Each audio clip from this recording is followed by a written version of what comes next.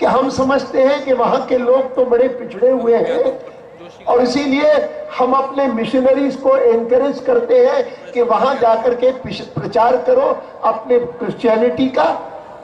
यह देश इतना विकसित है, इतना आगे बढ़ा हुआ है, ईश्वर के बारे में, आध्यात्म के बारे में, धर्म के बारे में इतना ज्ञान रखता है कि इनके सामने हम कुछ नहीं है, ऐसा कहने वाले भी लोग थे। और मैं उदाहरण दिया करता हूं, यह घटना 1897 की है, यह प्रसंग 1897 का है। यूरोप की यात्रा करके स्वामी विवेकानंद जी भारत लौटे और लौट करके वो मद्रास में आए। तब तक चेन्नई नाम नहीं पड़ा था, नाम मद्रास था।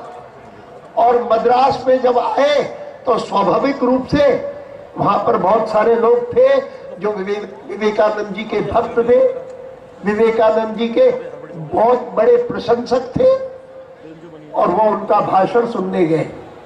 किसी ऑडिटोरियम में उनका भाषण था और वो भाषण ऐसा भाषण था जिसको मैं अनेक बार कोट कर चुका हूं।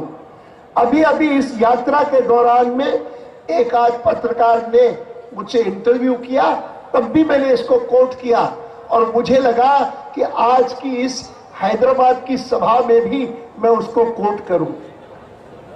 उस सभा में उन्होंने अनेक बातें और भी कही, लेकिन उन्होंने शुरू में ही कहा कि आप लोग मुझे सुनने आए हैं यह सोच करके कि मैं कोई आध्यात्मिक प्रवचन करूंगा। मैं आपको एक बात कहने आया हूं प्रमुख रूप से आज। आप किसी न किसी देवी की, किसी न किसी देवता की पूजा करते होंगे, आपका कोई न कोई आराध्य देव होगा। मैं आपसे अनुरोध करने आया हूं कि आपका कोई भी देवी देवता हो, आपका कोई भी आराध्य देव हो, आने वाले 50 सालों के लिए उसको जरा सोने दे, विश्राम करने दे। Whosoever is your God or goddess, let him rest for the next 50 years. आने वाले 50 सालों के लिए उनको विश्राम करने दे। और मैं आपको कहता हूं कि 50 साल के लिए एक ही देवी को जागृत रखे और वह देवी है भारत माता।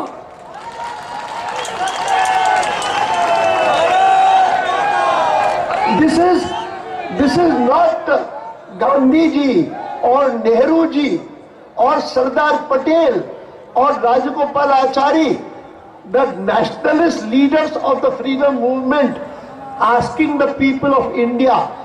This is a person who is supposed to be the biggest Hindu monk of that era in the 21st century. 21वीं शताब्दी में यह देश एक महान देश बनेगा, महान शक्तिशाली देश बनेगा। लोग तुलना करते थे चीन से, कुछ लोग कहते थे चीन आगे है, दूसरे कहते थे नहीं चीन आगे दिखता होगा लेकिन भारत उससे आगे निकल जाएगा। हेयर एंड टॉर्टॉइस की कहानी सुनाते थे, कछुआ और खरगोश, उन दोनों की कहानी। भले आज वो खरगोश दिखता होगा और कछुआ दिखता होगा, कछुआ निकल जाएगा आगे।